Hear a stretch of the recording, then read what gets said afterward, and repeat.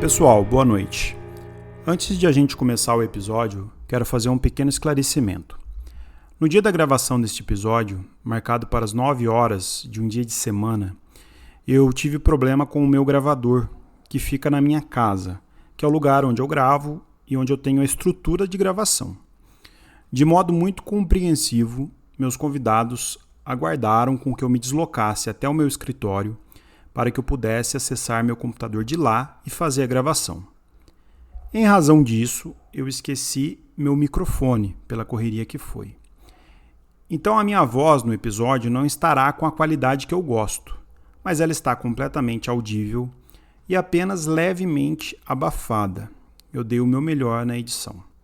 E de todo modo, o papo ficou incrível. Agradeço a todos vocês pela compreensão mais uma vez. Senhoras e senhores, eu sou o Tadeu Rodrigues, esse é o podcast literário Rabiscos. Obrigado você que chega toda terça-feira aqui comigo. Mais uma vez aqui estamos falando sobre literatura, trazendo aqui bastante conteúdo para você da literatura contemporânea. Hoje não tão contemporânea assim, mas com dois produtores de conteúdo da literatura contemporânea, o Cristiano Aguiar, que abriu nossa temporada 2023 aqui com o Gótico Nordestino, que eu tive prazer de falar na Flip. Quem não ouviu, volta lá e ouve o episódio com o Cristiano, que ficou muito legal. Aliás, estamos muito bem acessados, muito procurado esse episódio, viu, Cris? E estamos também aqui com o meu querido amigo, podcaster, que tem um dos melhores podcasts de literatura, o Caio Lima, poeta também, apesar dele falar que está escrevendo pouco, mas eu duvido, ele é um grande poeta. Eu sou fã, meu querido amigo, que fala de Paraty, inclusive, terra da Flip. Sejam bem-vindos, meus amigos. Finalmente vamos falar sobre Bolanho e Detetives Selvagens. Obrigado, viu, vocês dois aí por estar comigo. Pessoal de casa que está ouvindo a gente já sabe que vamos falar sobre os Detetives Selvagens e não conhece, eu vou dar um breve apanhado aqui do livro, que é um livro que eu gosto muito. E eu com o Caio, a gente já estava para falar sobre Bolanho já tinha um tempo. A gente queria, inclusive, fazer um episódio sobre Bolanho, e depois que a gente teve a ideia de fazer, em vez de fazer sobre a obra do Bolanho, fazer sobre os Detetives Selvagens, que eu acho que, de certa forma, comunica com todas as áreas do Bolanho, com toda a grandiosidade que é o Roberto Bolanho. Eu vou dar uma leve pincelada e vocês fiquem à vontade para depois me corrigir, que fazendo aqui meio no freestyle, certo? O Bolanho, ele definiu Detetives Selvagens como uma carta de amor à minha geração. É um livro de 98 e eu acho que eu posso dizer aí que é um dos livros mais importantes, talvez, da América Latina. É um livro dividido em 3 partes. A primeira parte é um diário. A segunda parte, que é a parte mais extensa do livro, é uma sequência de depoimentos. Depois nós temos a volta ao diário para arrematar a obra. Esse diário é de um garoto, um adolescente, um jovem, o Garcia Madeiro. Ele é um adolescente órfão que é criado com os pais, com os tios, e ele tem uma imposição dos tios de estudar direito, apesar dele querer fazer letras e tal. Ele é poeta também. E quando ele entra na academia, ele conhece os Reais Visceralistas, que é um grupo de poetas. Nesse diário, ele pincela esse grupo de poetas. Tem personagens muito interessantes, como o Pele Divina, que é hilário. E, enfim, o Garcia vai contando as suas bagunças, as suas histórias, até que chega numa festa de Ano Novo, onde várias coisas acontecem nessa festa, e no auge da festa, o diário se interrompe e começa a segunda metade do livro. O livro ele muda completamente assim de forma, depois a gente vai poder até falar isso com eles melhor. Começa a ver, então, uma série de depoimentos, muitos e muitos, são depoimentos que envolvem Ulisses Lima e o Arturo Belano, que é um pouco do Roberto Belano aí, que a gente vai falar disso também. Eles aparecem no diário, esses dois. E esses depoimentos são com diversas histórias, que essa segunda parte, inclusive, chama os Detetives Selvagens, né? E se você olhar na cronologia do livro, essa segunda parte são 20 anos de história do Ulisses e do Arturo.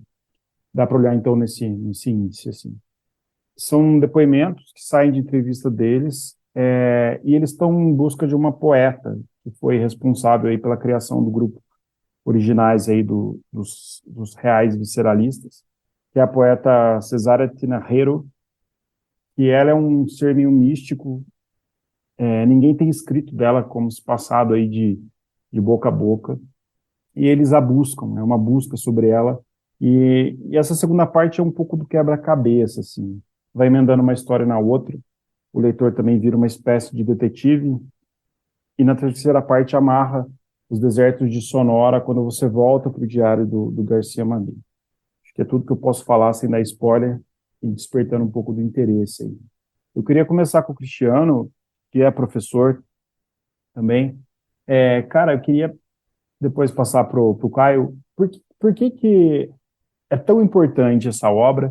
Por que em todas as rodas literárias se fala dos detetives selvagens e se fala do Bolano? O que ela tem de especial, assim, na sua visão? Bom, pessoal, boa noite aí. Bom, que, né, eu tô dizendo boa noite porque a gente tá gravando boa noite, mas quem tá escutando pode estar escutando em qualquer horário, né? É verdade. Não sei nem se o Tadeu vai querer cortar essa parte aí do boa noite. Não, Tá vou vendo deixar nu e esse cru. gentil aí? Realidade nua e crua. É isso mesmo, real visceralismo. É isso aí, já começou assim. Isso, real É, visceralismo. então, eu mando um abraço para você, Tadeu. Muito obrigado pelo convite. E é um prazer te conhecer também, Caio. E um abraço aí para todo mundo que estiver escutando para a gente.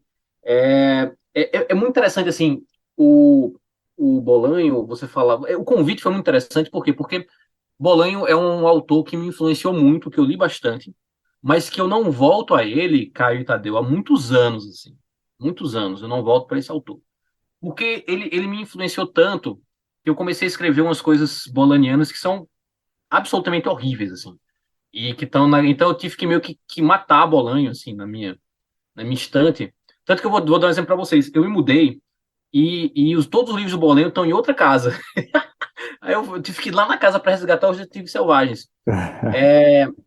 Mas foi muito importante. Mas o Bolanho é um autor que tem voltado para minha mente nos últimos tempos. E foi muito legal vocês me convidarem, porque foi uma oportunidade de eu reler alguns trechos. Eu não consegui reler o romance inteiro, né? E me deu vontade de Apesar dele ser voltar curtinho, aos. né? Apesar dele ser bem curtinho. Também, né? São, sei lá, deixa eu pegar aqui quantas páginas são. São 620 páginas. E aí, como é que se diz? Me deu vontade de não só reler o Detetive Selvagens, de reler os outros livros que eu já li, ou até aqueles que eu, por exemplo, não li até agora, de Bolanho. Bom, você começou já me colocando contra a parede, dizendo que eu sou professor, então vou ter que dar uma aula aqui, como é que é esse negócio. Eu já fiquei aqui com medo, né? Principalmente, Estamos eu aqui não para quero passar. aprender. Tadeu, sei lá, me conhece, a gente se conheceu lá na Flip e tal, mas Caio, eu não quero passar vexame aqui na frente de Caio, né? Mas enfim, olha, essa tua pergunta é muito interessante, e ela tem muitas camadas, de repente eu posso só pincelar alguma coisa, sei lá, e a gente vai desdobrando, assim, né? Claro, cara. Isso. É, os Detetives Selvagens, ele é um romance relevante. Primeiro, eu queria destacar dois fatores que são fatores quase extraliterários. Vou explicar o que eu quero dizer com isso. Primeiro, por que ele é um livro relevante? Porque ele é um livro escrito por um dos principais mitos literários da literatura da América Latina no final do século XX. Roberto Bolanho, ele é hoje um mito literário, não estou falando necessariamente que impede a igualdade, a qualidade e tal, mas que, de alguma maneira, ombreia o Cortázar, ombreia o Borges, Pablo Neruda. Mais uma vez, eu não estou dizendo que necessariamente esse mito literário é do tamanho desses autores. Eu não estou dizendo que ele tem a qualidade desses autores, a gente pode debater isso. Mas ele é, de fato, uma figura que assim, extrapola o mundo literário e extrapola os próprios livros, né? A figura de Roberto Bolanho, ela é uma figura mítica, ela alcançou ares míticos, em especial após a morte dele.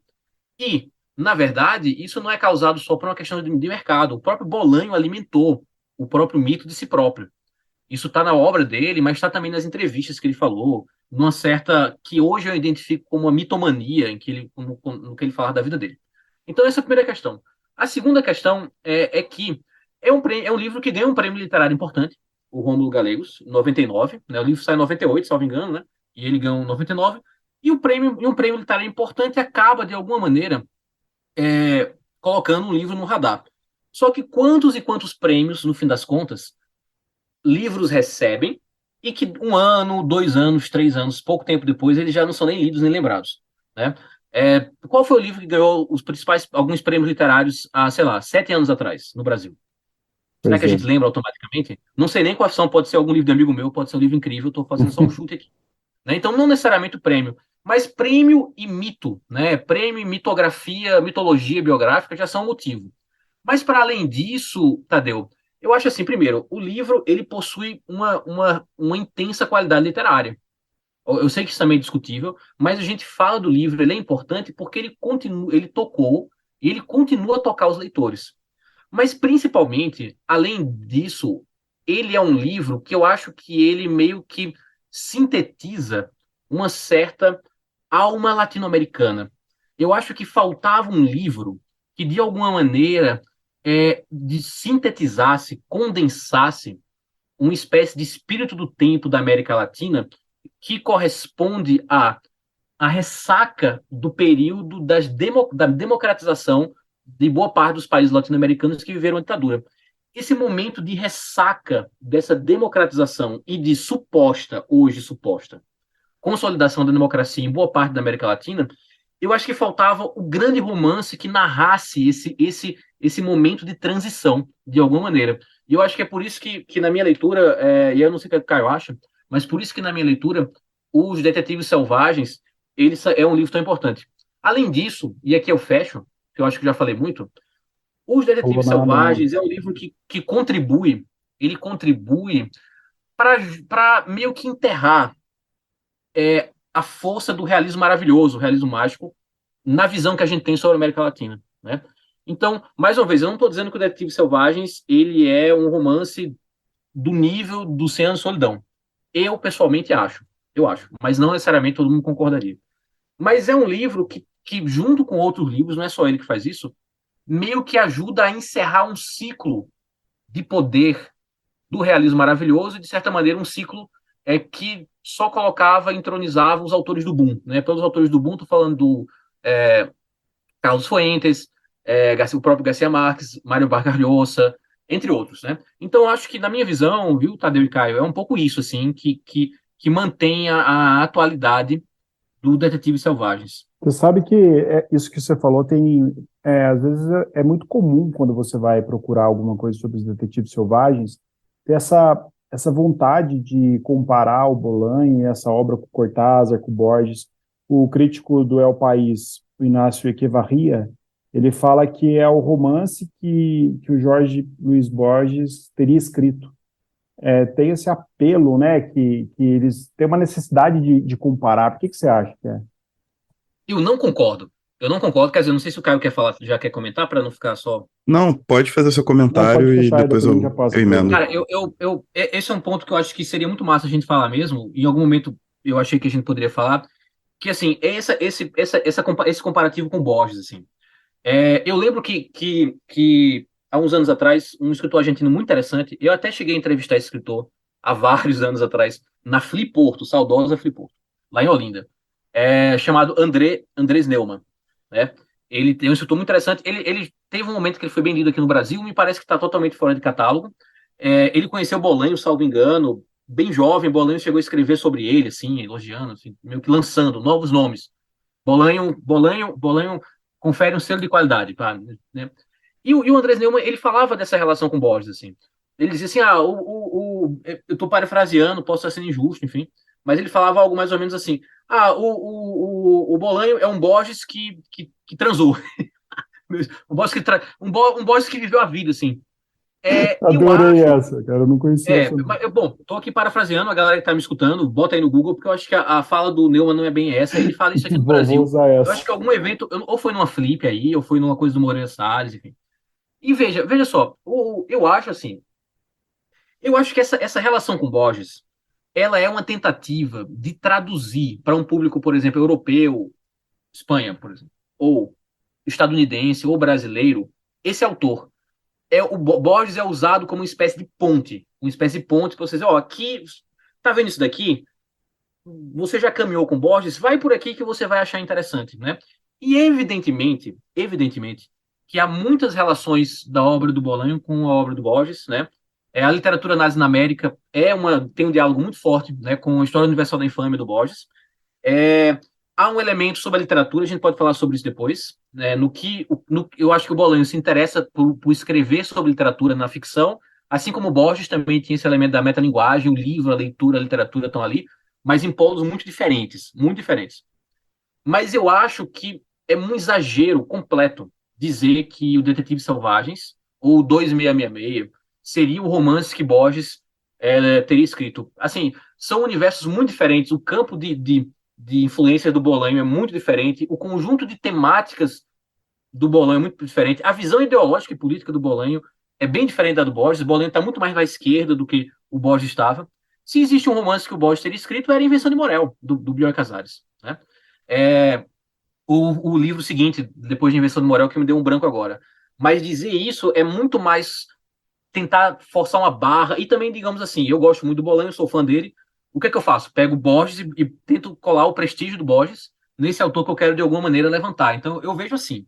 Eu realmente não concordaria com essa... Eu conheço essa perspectiva, eu não concordaria. Assim. Beleza, o Caio, que é um fã do Bolanho, que o pessoal de casa não tá vendo, mas ele tem uma tatuagem do Bolanho na costela. Nós só estamos vendo aqui. E infelizmente Tem um o pessoal quadro só tá dele vendo áudio. também. Na verdade, as pessoas não estão vendo, mas Caio ele tá aqui fazendo uma espécie de rebolado, assim. E Ele ficou muito Sim, feliz. Eu falei com certeza. que o quem me Detetive Selvagem pagar, não era o eu romance que o solto o Borges vídeo, quem me escreveria. pagar. Ai, Zoom, como é que você me complica? Mas antes de qualquer coisa, né, eu gostaria muito de agradecer ao Tadeu, um amigo de longa data, e ao Cristiano por estarem dividindo esse espaço e me permitindo dividir esse espaço, esse tempo com vocês.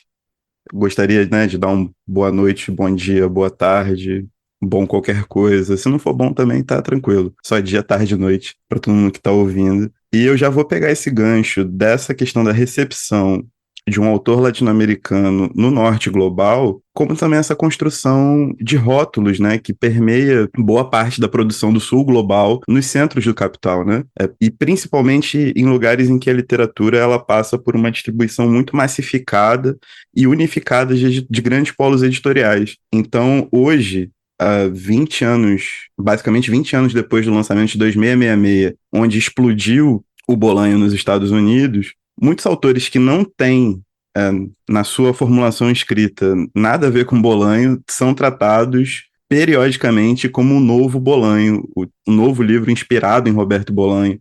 Isso aconteceu com uma autora que eu gosto muito, que escreveu um romance sobre as crianças agora. Caramba, eu sou péssimo com o nome. Sobre as crianças, não sei. Arquivo das Crianças Perdidas, o nome tá. do livro. Tá. Daqui a pouco eu procuro o Eu nome dou um certinho Google aqui. dela. Mas isso aconteceu com ela nos 3 livros que ela lançou. Os 3 livros têm elementos muito latino-americanos reconhecíveis, mas não necessariamente Valéria inspirados em Luizelli. Bolanho. Valéria Luizelli, excelente autora. Gosto muito dela. Os 3 Autora livros são mexicana, excelentes. né, eu acho. Exatamente. Eu não li ainda, tá na minha... Nossa, que coincidência. Segunda pessoa, além do Caio, essa semana, Caio é a segunda pessoa que me indica a Valéria Luizelli. São os sinais, né? Tem que ler, hein? Tem que ler, então. São sinais. Mas eu acho que existe muito esse problema, e aí existe uma questão de talvez uma certa subordinação a essa cadeia de força, de força editorial, que às vezes acaba respingando um pouco aqui também, essa rotulação, essa maneira de você fazer algum tipo de comparação em autores que, se existem alguma coisa em comum, na verdade, é o apreço pelo desenvolvimento da técnica. E aqui sim eu faria uma comparação entre Cortázar, Borges, o próprio Gabo e quaisquer outros autores muito importantes e que receberam rótulos da América Latina, né? Todos eles tinham assinaturas e tinham mecânicas de escrita muito elaboradas, né? Não à toa eles são reconhecidos. O Borges é muito reconhecido sua questão labiríntica e metaliterária. O Cortázar foi aprimorando a arte do conto até níveis, né, inimagináveis para nós, meros mortais da literatura, que gostamos e apreciamos.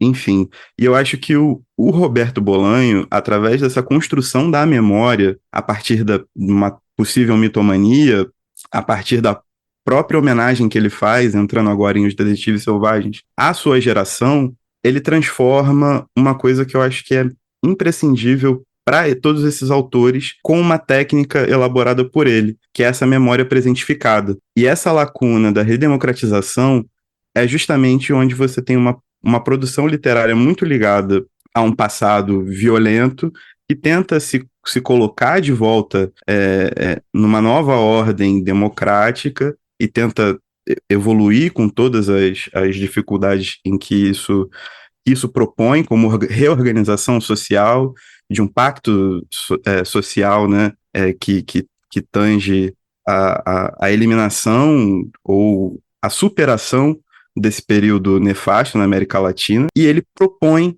uma nova forma de presentificar esse passado, de colocar o que seria o fracasso da geração dele, que não conseguiu contrapor qualquer um desses males materiais e que perduraram por tantos anos, por tantas décadas aqui, mas não como exatamente um fracasso, mas como essa memória presente. Isso volta muito à tona, isso volta muito com uma força muito grande, isso impacta num sentido diferente da nostalgia que a gente acompanha. Eu acho que o Bolanho, ele dá esse tipo de refresco com os Detetives Selvagens. Ele faz com que a gente pense no nosso passado não como um fardo ou como uma tristeza, mas como essa forma de se alimentar da vida. Eu acho que os Detetives Selvagens têm esse... Pode falar, pode terminar. Não, porque é dentro do que você está falando, mas pode terminar o seu raciocínio. Eu acho que os Detetives Selvagens têm muito esse sentido, e aí, para mim, ele é essa construção de memória e de técnica para replicar em que Bolanho melhor se dá. E aí ele usa, né, a questão do policial, a questão do diário, de várias construções, da própria poesia, de uma poesia gráfica, muito próximo do construtivismo e várias paradas que ele ficava estudando lá e falando igual um louco, para tentar criar essa linguagem. Para tentar, não, ele consegue efetivamente, né? Criar essa nova roupagem para o que a gente tem como memória. Então, Bolanho, para mim, ele é um grande leitor da memória da América Latina através de uma técnica que ele conseguiu, né, de uma mecânica de escrita que ele conseguiu criar, né, e efetivamente materializar nos Detetives Selvagens como sua obra máxima. Para mim, sim. Apesar de 2066 ser um colosso, os Detetives Selvagens, para mim, é um marco em questões literárias. Eu queria fazer um gancho e já te devolver a pergunta. Quando você fala desse resgate técnico do Bolanho, junto com o que o Cris falou sobre esses comparativos com Borges, como que você vê, você que conhece, né, que estruturalmente, cronologicamente conhece o Bolanho, né, sabe da sua juventude, preso pelo golpe militar, né, que levou o Pinochet ao poder. Nós temos uma contrapartida do Borges já mais à direita, né, da coisa toda. Você vê Sim. Isso também como uma peça política, um movimento político também, ainda que publicado no final dos anos 90? Perfeitamente. Todos os posicionamentos literários, inclusive do Bolanho, estão imbuídos do seu pensamento político. A questão, agora eu vou falar um segredo aqui, é que eu ia começar a ler os Detetives Selvagens para poder fazer esse programa. Só que eu fiquei pensando muito nessa questão da mecânica. E aí eu parei de ler os Detetives Selvagens e fui ler A Universidade Desconhecida, que é o livro de poemas dele, em que ele reúne essa coleção de poemas toda. De paixão isso também. Né? E ali, basicamente, está o roteiro de todos os livros dele, de toda a obra dele, à exceção de literatura nazi na América, que é uma coisa enciclopédica, mais ou menos, tipo, muito específica, mas de Pista de Gelo, dos primeiros romances, até 2666, você encontra elementos ali, né? Você consegue desbravar. E ali aparecem questões muito internas ao trabalho dele, por exemplo, o trabalho inicial dele sendo um escritor latino-americano na Europa, sabe? Porque boa parte dos poemas no começo são com ele já em Barcelona, como Guarda Noturno de Camping, com Mário Santiago indo para Israel perdido, sabe qual é? E ali ele está falando muito de como ele se sente sendo esse imigrante e como a mecânica de escrita dele se volta para pegar toda essa questão enciclopédica dele de ser um cara muito leitor, muito rato de biblioteca, que realmente roubava livro, que fazia tudo que os real visceralistas faziam ali, eram situações que ele estava imbuído no meio, né? Ele, Mário Santiago, o Pele Bonita lá, o Pele. Eu esqueço o nome dele direto, mas eu acho maravilhoso. Mas essa Nossa, eu galera adoro toda. Pele Divina, né, que você tá falando? Pele Divina, Pele Divina. É, Maravilhoso.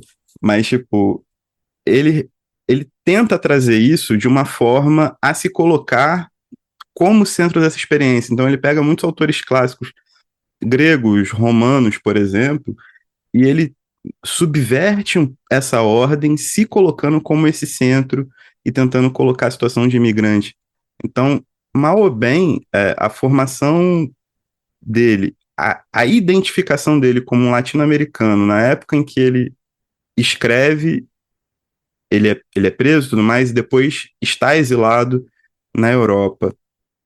E toda a organização política da qual ele faz parte, e a forma como ele pratica a poesia, que é muito próxima da vida, né? E aí eu acho que o real visceralismo tem essa mesma proposta, né? Dos infrarrealistas, né? Existe esse jogo, acompanham essa eu vou falar, não é um termo certo, mas agora me fugiu outro termo à cabeça, essa naturalidade política dos escritos dele. Mas em nenhum momento ele também deixa de ser crítico. Ele tem uma crítica forte, ele ultrapassa alguns limites que contradizem, né, ou são opostos ao que a gente teria como um politicamente correto em muitas partes, sacou? Na poesia dele, lá nos anos 70 ao 2666, a gente tem várias passagens que são assim, e propositalmente são assim, ele assume os riscos dele com a literatura que produz, mas eu acho que é inseparável. Da mesma forma que o real visceralismo não poderia ser feito por outros jovens que não fossem latino-americanos também, sacou? Da mesma forma que o realismo mágico, aí nesse caso, vale uma pequena comparação, o realismo mágico é uma identidade latino-americana. Ele tem as bases fincadas aqui, sabe? legal. Cris, Eu que queria você só, acha? só comentar de novo, voltando à questão de Borges, que ainda ficou um pouco na minha cabeça, pensar assim, por exemplo, um pouco pegando, acho que o Caio fala sobre a questão da qualidade da escrita do Bolanho, né? Que há uma aproximação entre Borges e Bolanho por essa busca de construção de um estilo, de uma qualidade da linguagem. Eu concordo completamente com o Caio. Mas, por outro lado, só queria, ainda dessas aproximações ou distanciamentos entre eles, pensar que, se você pegar uma típica página borgiana na ficção e uma típica página de Bolanho, são mundos bem diferentes, assim, na hora de construção do texto, né? Não sei o que vocês acham. O Borges, ele busca Perfeito. mesmo um lugar Concordo também. clássico, assim, né? Sim, Ele tá... Claro, ele é um autor que busca uma dicção clássica, embora ali dentro tenha elementos de paradoxos barrocos, enfim, a gente pode pensar isso.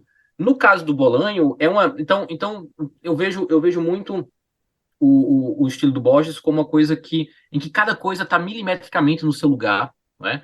E eu vejo como um jardim assim de esculturas muito bem esculpidas nos seus detalhes. Bolanho eu vejo como algo que é quase como uma coisa, uma raiz, assim, ou um fungo que vai se espalhando, assim. O estilo dele é dispersivo. Ele está mais próximo do Cortázar, eu acho, na escrita, de alguma maneira, né? E eu acho também que há em Bolanho um certo eco de um surrealismo que aparece muitas vezes em imagens bem estranhas na obra dele, que é estranho ao Borges ficcionista. Talvez haja no Borges do começo da carreira como poeta. Então, de fato, eu só queria um pouco salientar isso. Por outro lado, aí outra coisa, imagino que você quer falar sobre isso em algum momento, não sei, a questão do romance policial. Isso aproxima os dois, né? Quer dizer, o Borges admira Pode as emendar narrativas já, pode policiais, emendar. né? O Borges admira as narrativas policiais, o Bolanho também. Mas eu vejo que eles bebem de fontes diferentes do policial. O Borges ele vai admirar essa narrativa policial clássica, o modelo Agatha Christie, Sir Arthur Conan Doyle, os contos do Dupin que o Edgar Allan Poe escreve, o Chesterton, que é um autor que ele admira, né? Pegando, sei lá, filme, eu vi agora, nesses últimos dias, os dois filmes do Rian Johnson, Glass Onion, né? que é bem isso, assim, era um filme que Borges amaria. Borges adoraria esse filme, porque é aquele filme de enredos intrincados, mas que o final é revelado, enfim, o assassino, as motivações. Eu vejo a influência do policial em Bolanho mais na tradição do romance noir, né?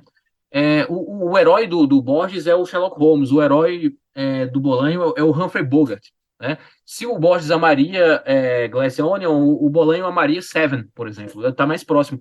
Então eu vejo isso. Por outro lado, assim, são dois escritores que se dedicam à crítica literária, também pegando um gancho um pouco do que vocês já falaram, né? E se dedicam bem à crítica literária. E são dois escritores que são poetas, são secretamente poetas. Quando eu digo secretamente, é secretamente aos olhos, talvez, do mercado ou da crítica, porque eles nunca esconderam. Para Bolanho, eu conheço muito pouca poesia do Bolanho, Caio, e eu fiquei muito interessado em pensar que, quer dizer, na Universidade Desconhecida você falou, né, que tem esse roteiro, né?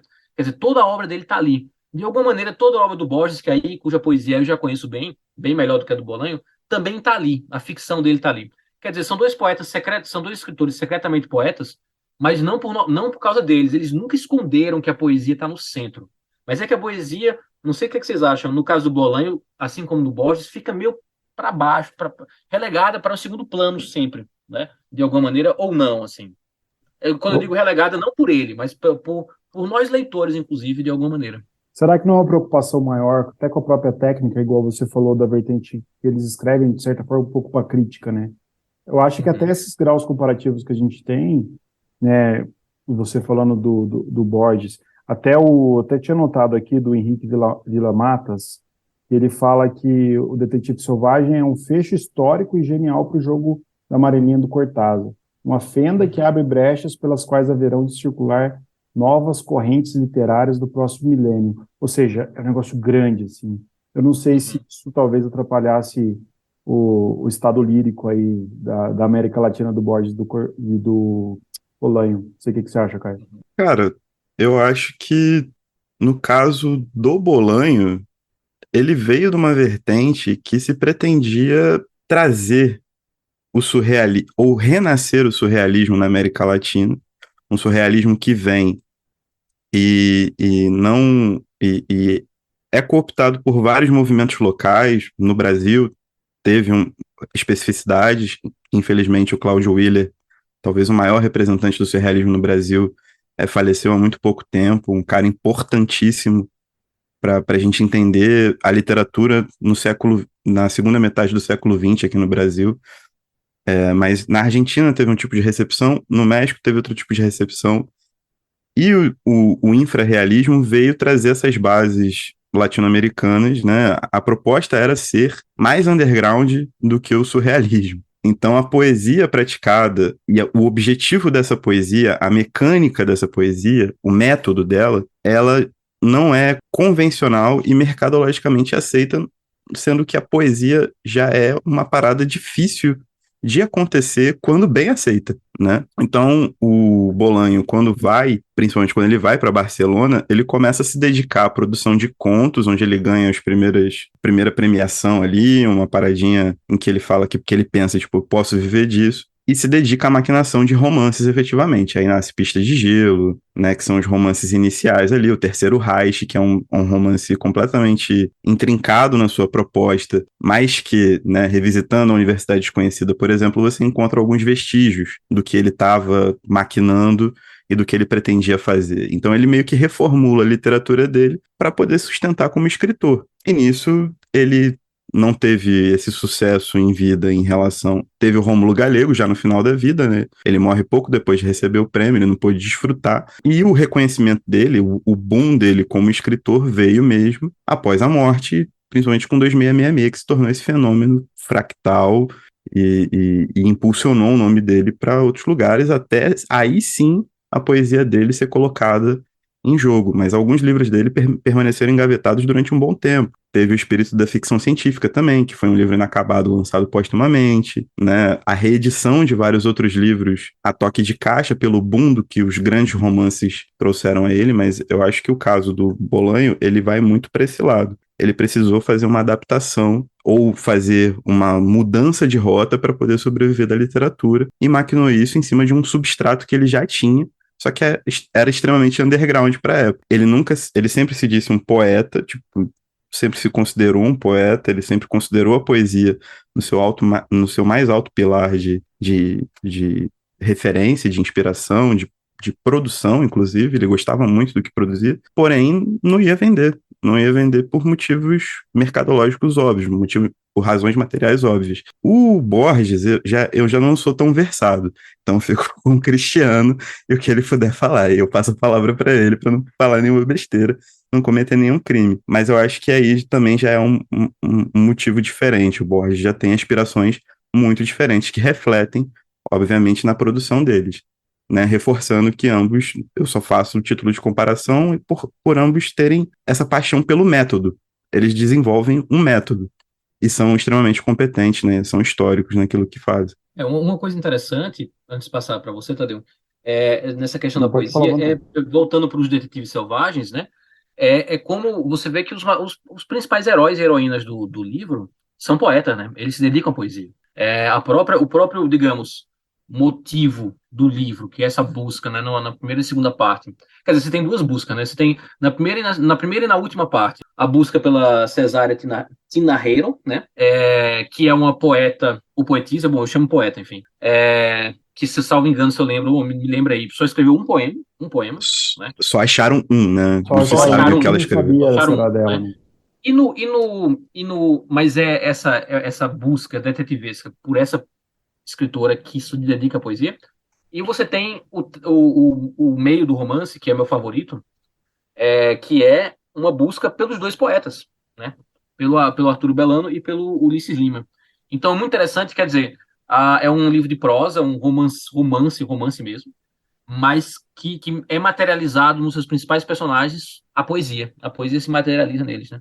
Eu acho isso muito, muito curioso, assim. Ô, Cris, quando você fala desse apelo que técnico do Bolanho, falando propriamente dito, você acha que hoje o leitor, que eu falei para vocês em off aqui, né, como nós temos um público jovem também, um público muito interessado, porque é nichado, mas um público jovem, você acha que dá para chegar na literatura do Bolanho pelos detetives selvagens?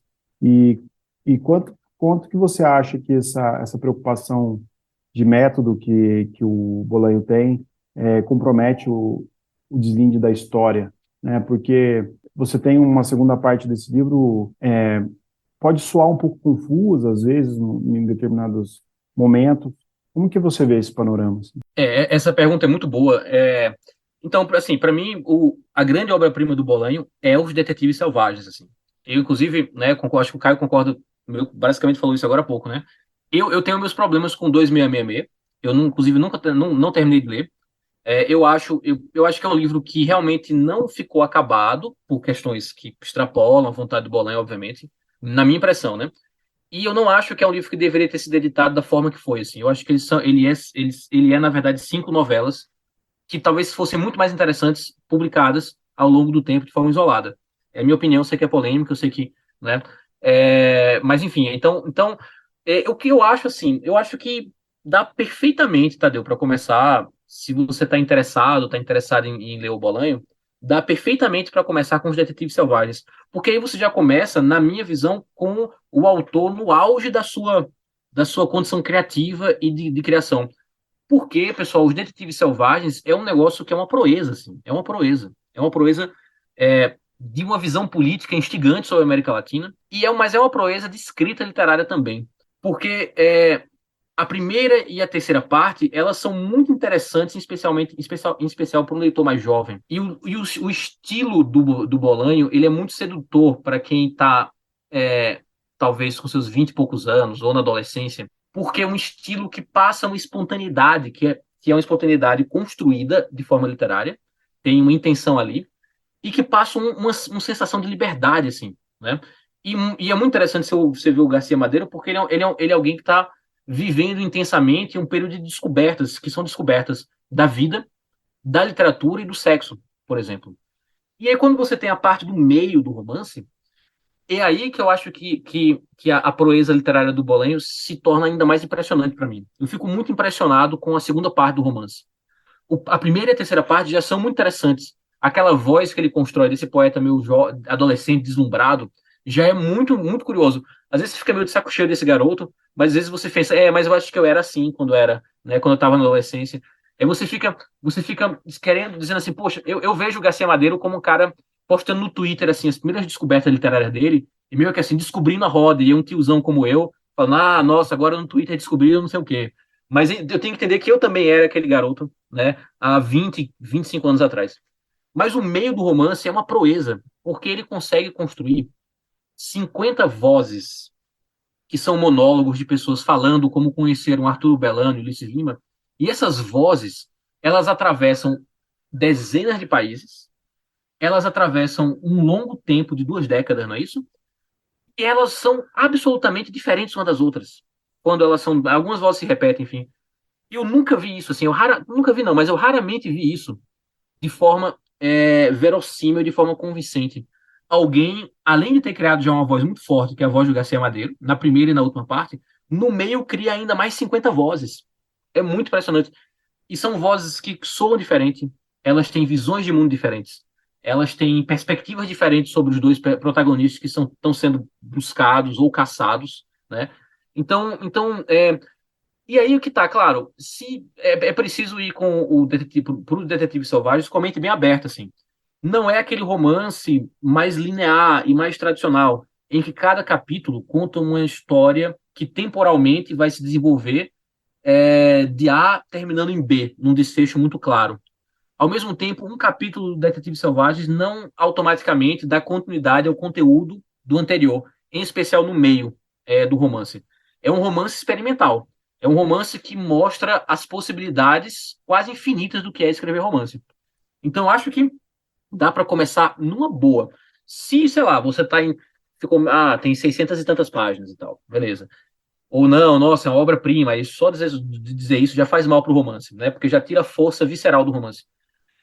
Uma sugestão é começar com uma novela curtinha dele, chamada Estrela Distante, que é o meu segundo livro favorito. Meu livro, dos que eu li, o Detetive Selvagens é meu livro favorito, e o segundo é o Estrela Distante. Você acha que essa técnica que você falou, né, esse experimental, assim, quando a gente fala de comprometimento com a história, porque, na minha opinião, de certa forma, pode ser experimental em muitos pontos, mas como que aconteceu comigo? Quando eu li a primeira parte, eu já tive essa identificação com o que você falou. Eu já me senti meio parte daquilo, porque é um adolescente que gosta de poesia, que quer entender um determinado tom poético da vida, né?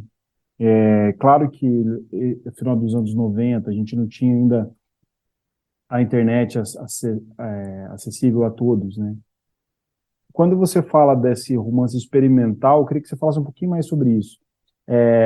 A gente não tem um comprometimento da história, porque às vezes a gente acha que experimentar uma linguagem, uma técnica, pode extrapolar a própria história, pode ir além da própria história. O que seria mais ou menos isso? Só para amarrar aí. Claro, o que eu quero dizer com isso?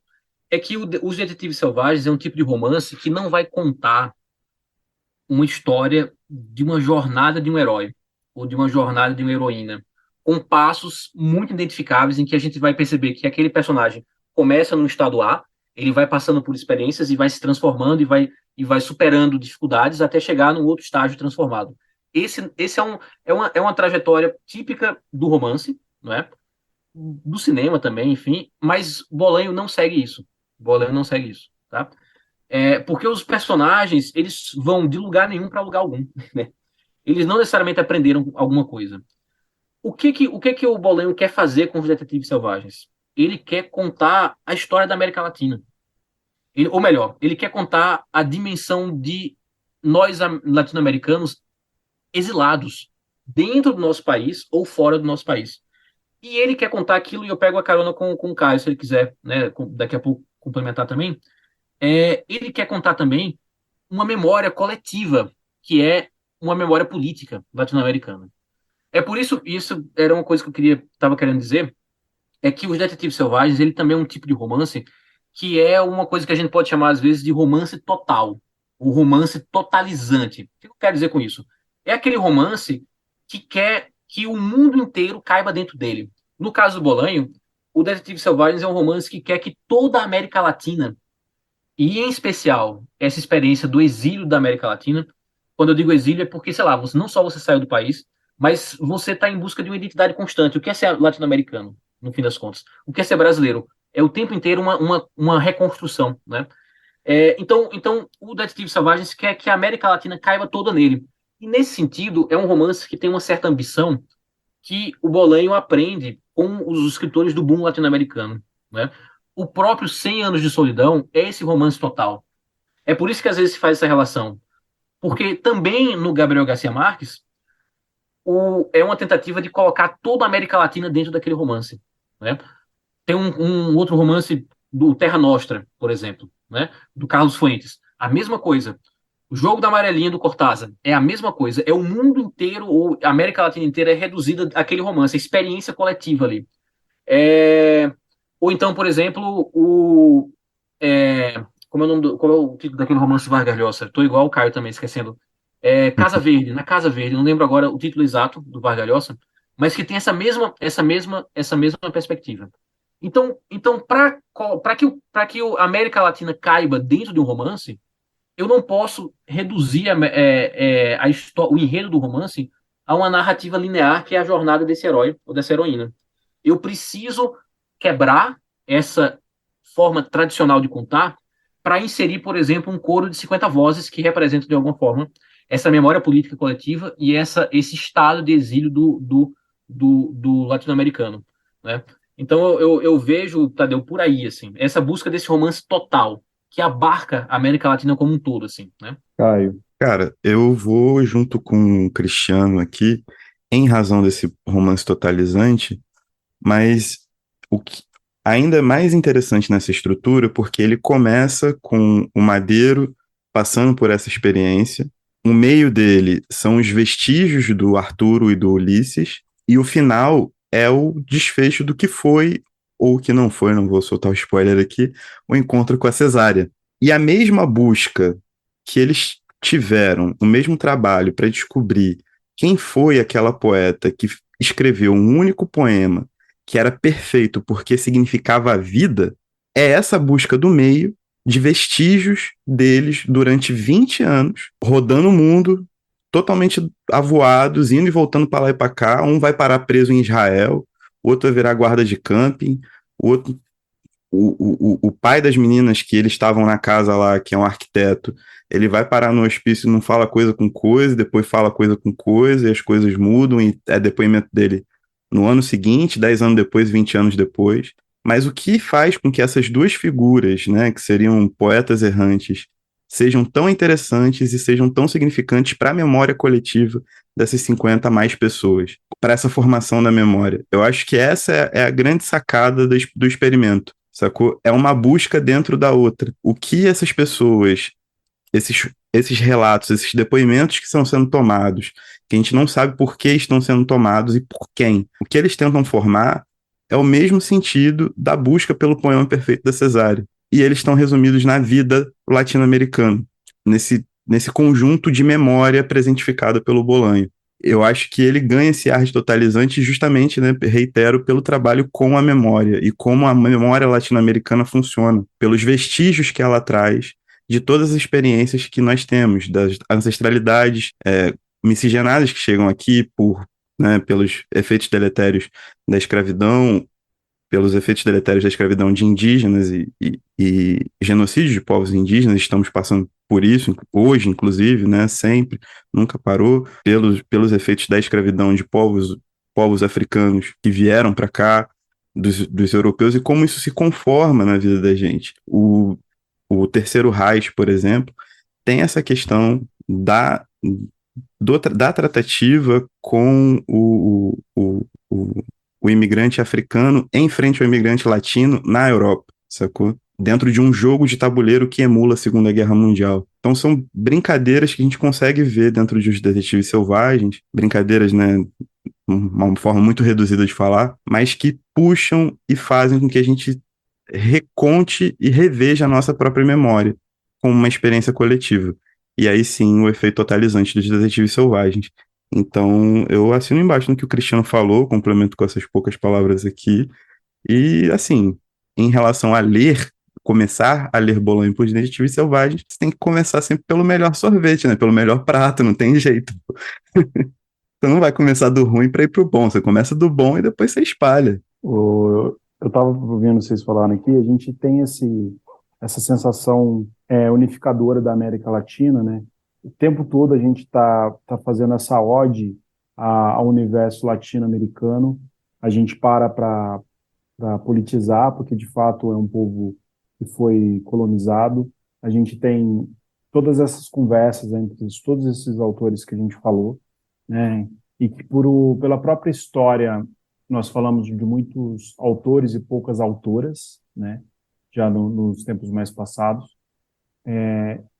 E quando a gente lê, nós brasileiros, a gente se sente contemplado também pela literatura da América Latina, ainda que o nosso idioma seja isolado na América Latina. Eu queria fazer essa pergunta um pouquinho mais política e filosófica, talvez. Por que é tão complicado a gente ligar os autores brasileiros a esses temas? A gente parece que está sempre numa ilha, né? Quando fala dos latino-americanos. E o que vocês conseguem pincelar dentro para usar uma palavra da moda, desse machismo estrutural que a gente tem da história masculina, né? Dos homens escrevendo, dos homens produzindo a literatura latino-americana? Quer que eu comece então? Pode começar, Cris. Pois é. Eu não sei se eu tenho uma. Esse é um tema que volta e meia surge, e não sei o quanto eu já amadureci sobre possíveis hipóteses para isso, sabe, Tadeu? Mas, por exemplo, eu ia, até para contextualizar quem está ouvindo a gente, enfim, porque, como você falou, é um público heterogêneo, não necessariamente gente da letras ou gente do meio literário, tem pessoas que coisa boa, de diferentes perfis.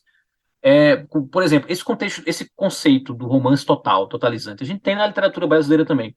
Vocês vão entender porque eu estou falando isso. Não é só para ilustrar o que eu tinha falado antes. Um romance como Viva o Povo Brasileiro, do João Baldo Ribeiro, seria um exemplo disso, né?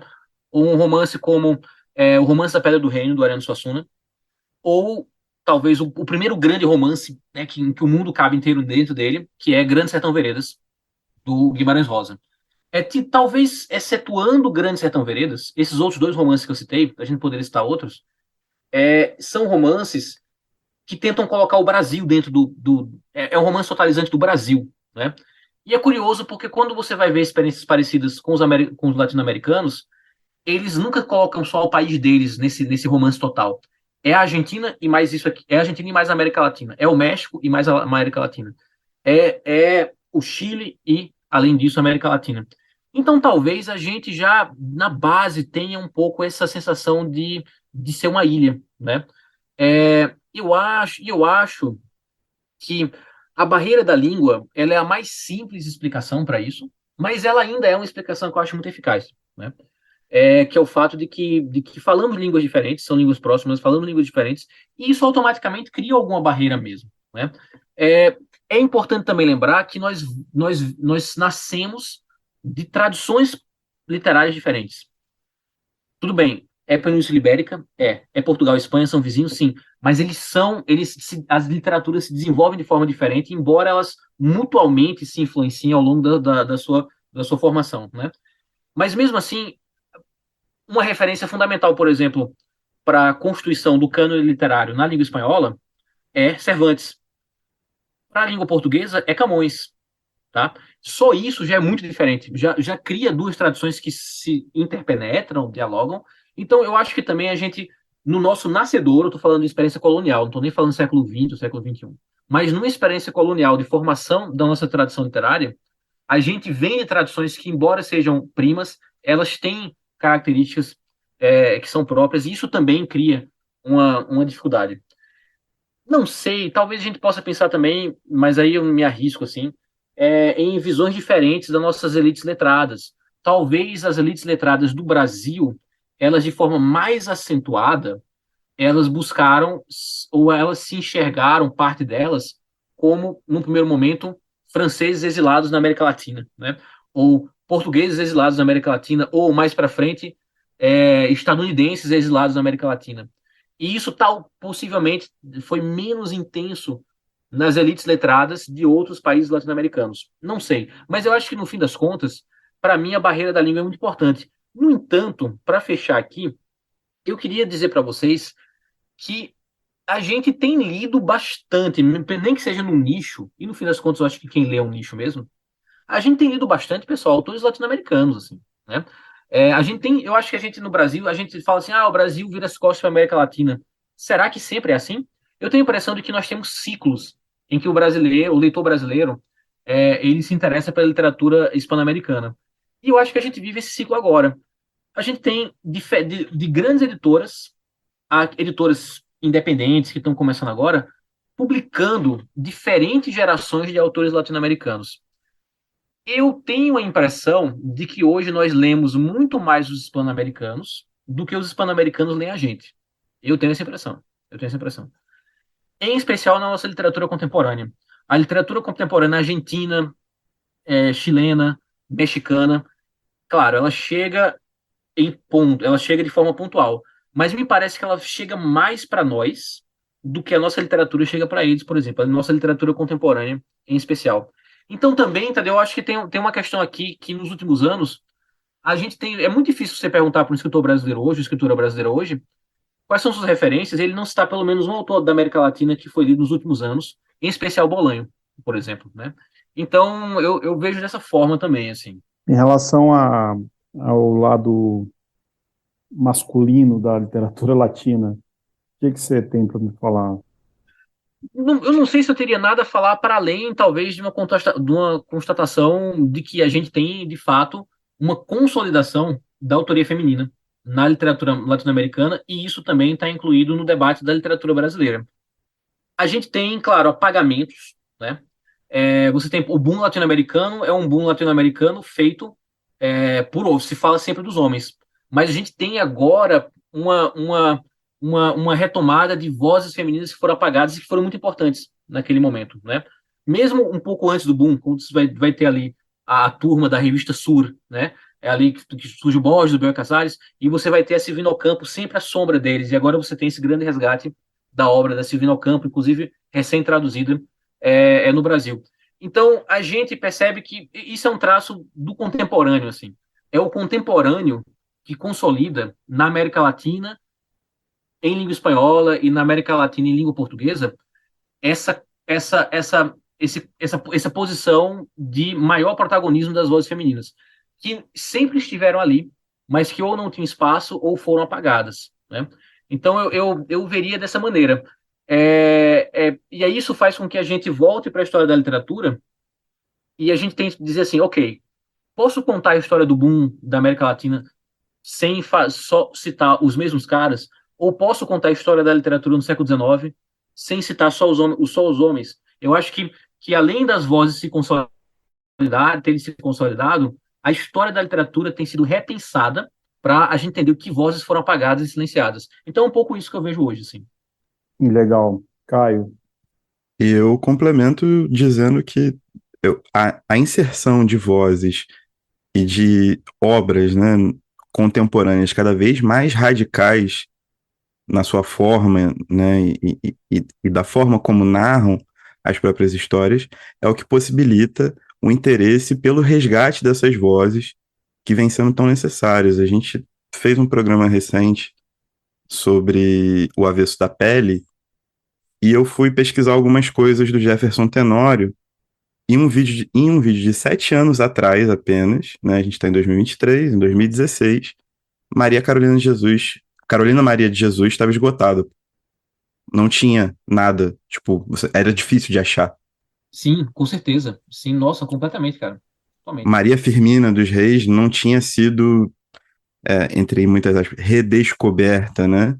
E agora Mas, ó, publicada. Caio, pode tirar as aspas, porque redescoberta literalmente, assim. Né? Mas Eu garanto a você que 90% das pessoas que trabalham com literatura, em diferentes frentes, nunca tinha ouvido falar da Maria Firmina até Com certeza, 4, 5 anos atrás. Eu me incluo entre essas pessoas. E com certeza. hoje você entra na livraria, tem lá a Úrsula, assim, tipo, na cara, assim, por exemplo. E a possibilidade disso acontecer é uma literatura contemporânea cada vez mais vigorosa e mais inclusiva. Então, mulheres que escrevem, pessoas negras, pessoas periféricas, pessoas LGBTQIA+, que escrevem de forma cada vez mais radical e que conseguem publicar e conseguem abrir espaço no mercado, trazem esse passado junto, trazem os pesquisadores que fazem esse trabalho de resgate que é tão vital, sabe? E aí cai para todas as áreas das humanidades, não tem jeito, porque essas obras abrem portas para que as humanidades se movimentem trazendo esse legado, né? E resgatem esses nomes apagados tão injustamente da história. Mas é isso, eu sou muito defensor das experiências cada vez mais radicais de escrita mesmo.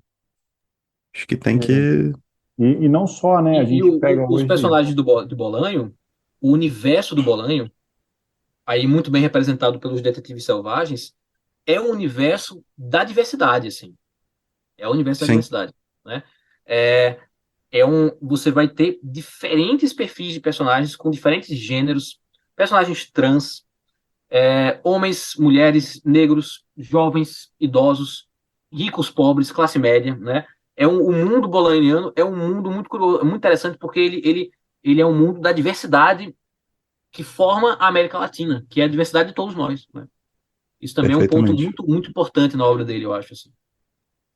É ótima complementação, porque eu ia falar sobre isso, inclusive. Eu gravei um episódio com a Júlia do Rico, que ela é uma indígena, e ela levantou esses pontos. Ela falou assim: quão plural é a América Latina a ponto de tantos gêneros serem reconhecidos, tantos tipos de pessoas, de pensamentos, e o indígena ser tão rebaixado, né? Por que as pessoas não falam dos escritores indígenas? Porque os escritores indígenas estão produzindo romances, estão produzindo contos, estão produzindo peças, e aí eu falo, nossa, quão rico é tudo isso, né? E eu acredito que o Bolanho, na época dele, né, e escrevendo isso, parece sempre que ele tem uma lupa de fato sobre a América Latina. Isso que você falou, até ia complementar com isso, Cristo. Eu acho que o Bolanho passou uma moto aqui, acho que o pessoal de casa ouviu essa moto acelerando muito aqui. Mas o Bolanho, ele coloca essa lupa e ele não problematiza pela problematização, né? Você entende os problemas da América Latina, os problemas de determinado segmento da América Latina, de um jeito muito orgânico para quem está lendo. A hora que você vê, você já está envolvido naquele problema. E parece que ele é parte sua e que você tem que resolver ele. O grande barato que eu queria perguntar para vocês é o papel do leitor nos Detetives Selvagens. Onde está o leitor? Esse enigma que é criado para ele. Quer responder agora, Caio, para começar aí? Posso ir. Eu acho que os Detetives Selvagens, ele põe uma parada em xeque para os dias de hoje, 20 e pouquinhos anos depois da sua publicação, 25 anos da sua publicação mais ou menos, que é uma oposição ao que a gente faz hoje, né? Nos Detetives Selvagens, a gente recupera a memória coletiva através dos fragmentos, apesar desses personagens serem totais. Então, esse centro, esse eu, ele é um personagem completo e a gente pega através dessa visão coletivizadora. Hoje, eu acho que a grande maioria da galera tá com a cabecinha bem quebrada e hoje esse eu é fragmentado enquanto tenta se passar essa imagem de um completo, de um uno, né? Hoje a gente é uma soma de individualidades, né? Uma construção de individualidades muito mais radical do que há 20 anos atrás, muito mais assertiva. Principalmente a galera jovem que está ouvindo, tipo, são construídos em pilares muito mais individualistas mesmo, né? Muito mais selvagens também. E eu acho que a leitura do Bolanho com todos esses vieses que a gente comentou por aqui, ela tem esse trabalho muito sensível de tentar recompor isso. Então, eu acho que a primeira premissa dos Detetives Selvagens, para quem está pegando hoje, se aventurando hoje, ou quem vai reler, é reler com essa sensibilidade, e ele transporta isso no seu cerne, de que o coletivo, ele existe e ele é o propagador dessa memória, sacou? A sua memória será transportada através dos vestígios que você está deixando no mundo, durante as décadas, durante os séculos, né? A depender do motivo pelo qual você vai ser lembrado. Num nível pessoal, para um leitor sozinho, ali, quieto, eu acho que talvez hoje seja um principal ponto. Agora, no nível coletivo, a organização popular mesmo, entendeu? Para mim é isso. Eu acho que o Bolan deixa isso bastante claro.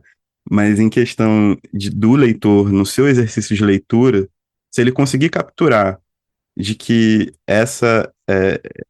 a dinâmica de hoje é o completo contrário do que está no livro, e que o fardo desses poetas e o fardo da desse coletivo é a memória, eu acho que já é um grande passo, sacou? É um grande passo real. Eu queria puxar por um outro viés, diferente um pouco do que o Caio trouxe, que é pensar assim, né? A representação, o que significa a literatura dentro da literatura do Bolanho, assim, né? E dentro dos Detetives Selvagens. Por exemplo, porque tem a obra do Bolanho é uma obra metalinguística e no sentido de que a literatura ela é um dos grandes temas. Tem a política, a ditadura, o pós-ditadura, o sexo, mas entre os grandes temas, além desses temas que eu falei agora, a literatura é um desses temas. Mas em Bolanho é muito interessante, por quê? Porque quando a leitura aparece na literatura de modo tradicional, uma leitura que representa a metalinguagem, né?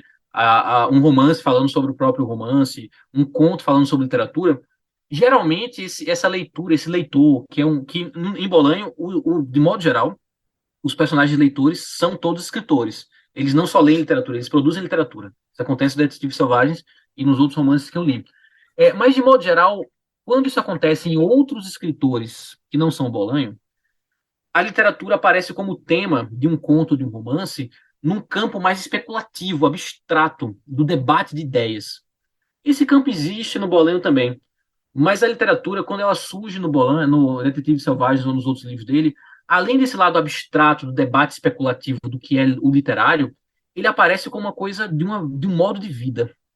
Ele aparece como uma vivência visceral. E isso me leva a pensar o seguinte: no Detetive Selvagens, mas também na obra do Bolanho, existe um zoológico de escritores. Assim. Todo tipo de escritor está ali. Né? Existe um dos grandes escritores mexicanos, ganhador do Prêmio Nobel de Literatura, um dos meus escritores favoritos, Otávio Paz, está aqui como personagem, que ele inclusive é inimigo declarado dos real visceralistas, né? Tem umas cenas, tem um momento que há um encontro ali com o Otávio Paz que é um negócio é um dos pontos altos do livro para mim. Ou então, por exemplo, no Noturno do Chile, em que Pablo Neruda, ele é né, outro Nobel, ele é também personagem. Então você vai ter esses grandes escritores, você vai ter também esses leitores, escritores que são super provincianos, os escritores da província, daquela cidade, daquele bairro, que o Bolanho vai muito satirizar, mas existe, principalmente, um leitor-escritor, que é o leitor-escritor marginal. Quando eu digo marginal, eu não estou falando nada pejorativo, assim. Porque ele pegando literalmente, ele tá à margem. Eu separei um trechinho aqui, eu estava sublinhado aqui, do Detetive Selvagem. Eu vou só ler um parágrafo, na verdade são dois parágrafos, é bem rapidinho, Tadeu, só para ilustrar isso que eu quero dizer. Então, na primeira parte, né, o Garcia Madrid está narrando o diário dele, e ele diz assim: ninguém dá nada, e aqui o nada está em caps lock, assim, está em maiúscula, né? Ninguém dá nada aos real visceralistas. Nem bolsas de estudo, nem espaço em revistas, nem mesmo convites para irem a lançamento de livros ou a leituras. Belano e Lima parecem dois fantasmas. Então, para deixar essa coisa mais concreta, assim, Caio mora lá em Paraty, né? Eu e Tadeu, a gente se conheceu pessoalmente na Flip. A Flip é muito interessante porque, né? Festa Literária de Paraty. Porque se você conhece um pouco o meio editorial literário, a Flip, ela materializa o microcosmos do que é o mundo literário brasileiro. mundo literário barra editorial brasileiro. E o típico personagem de Bolanho não é o cara que é convidado para a programação oficial da Flip. O típico personagem de Bolanho não é o Tadeu Rodrigues, que lançou por uma ótima editora independente e participou da Casa para Todos.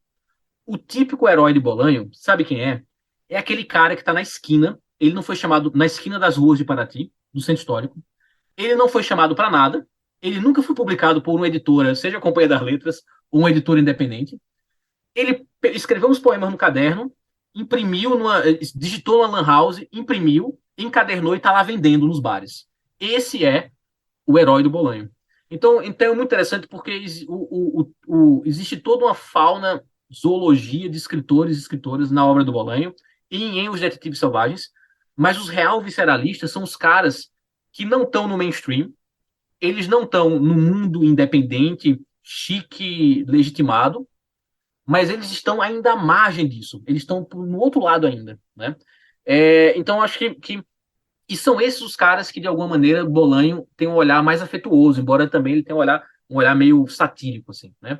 Então quer dizer, esses caras são realmente os caras que, de fato, amam a literatura, porque eles não têm nem carreira. Eles, às vezes, não têm nem livro publicado, e a literatura é tudo para a vida dessas pessoas, né? Eu acho que isso é um pouco a lição que o Bolanho quer trazer, e a leitura da literatura é tudo para a vida desses personagens, assim.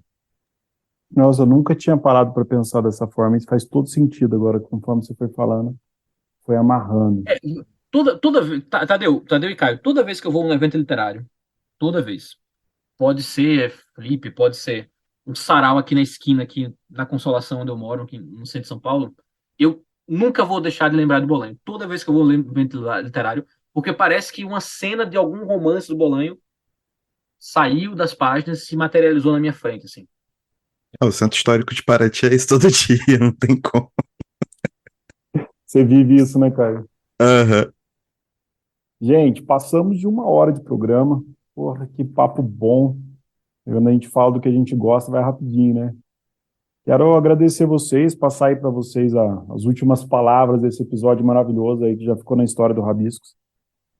Caio, faz seu merchan também, Cris também. Ah, perfeito. Quero o pessoal saber do seu podcast. Cris também do seu livro que tá bombando aí, o Gótico Nordestino. Que eu sou fã, você sabe disso. E obrigado por vocês terem topado essa aventura aí, bolanística.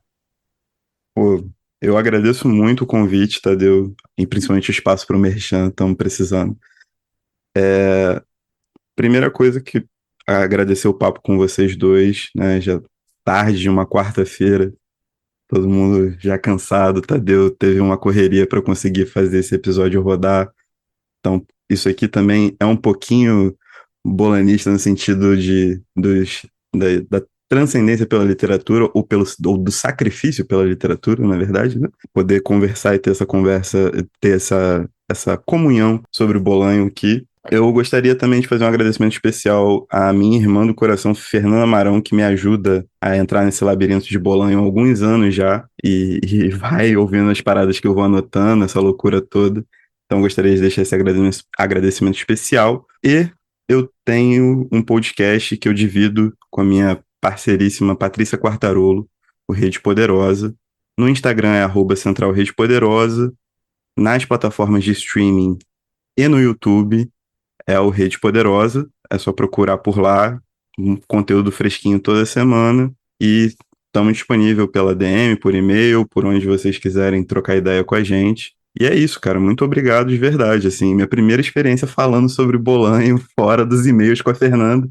Então, fico muito agradecido, muito Sou lisonjeado e privilegiado também muito de aprender emocionado. com você, Caio, porque você sabe muito de literatura, eu sempre aprendo com você. E eu tô aqui com um privilégio, 2 pessoas que manjam pra caramba e ensinando pra caramba pra gente. Obrigado mesmo. Viu? Tudo que o Caio falou tá no link aqui embaixo, para o pessoal que quiser só clicar e já ter acesso. Beleza? Cris? Bom, agradecer demais ao convite, Tadeu, né? E também prazer, Caio, te conhecer e eu espero que a gente possa trocar mais ideias aí depois sobre o Bolanho, enfim, sobre literatura. Eu gostei demais. E muito, muito obrigado também para vocês dois, porque eu acho que vocês resgatam o Bolanho na minha vida, assim. É um cara que eu tinha deixado ali, muitos anos, por uma questão mesmo dessa ansiedade aí de influência e tal, e pensando no Bolanho essa semana, relendo os trechos, assim, dos Detetives Selvagens, eu percebi o quanto eu devo ainda na minha escrita, assim, na minha literatura, os vestígios, assim, usando a palavra que o Caio também já usou ao longo dessa conversa, os vestígios, né, do Bolanho, assim. Bom, Merchan, deixa eu ver.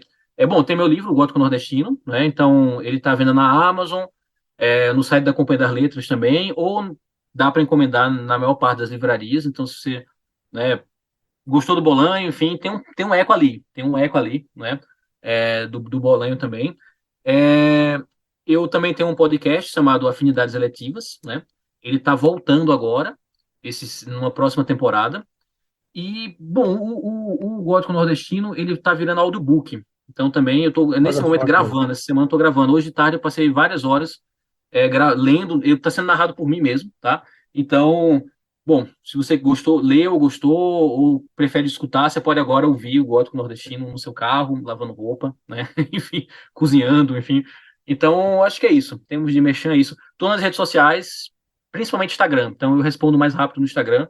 Me mandem um oi por lá, assim, vai ser um prazer. Pô, legal. Espero que a gente possa se encontrar mais vezes com outros temas, então. Já fica aqui o convite, porque o papo fluiu bem demais. Eu acho que isso que vale. Eu Obrigado, viu, topo, tudo gente? pelo Merchan. É isso Tudo aí. pelo Mexer. O Com mínimo que eu certeza. posso fazer é Com divulgar certeza. vocês e ouvir vocês também.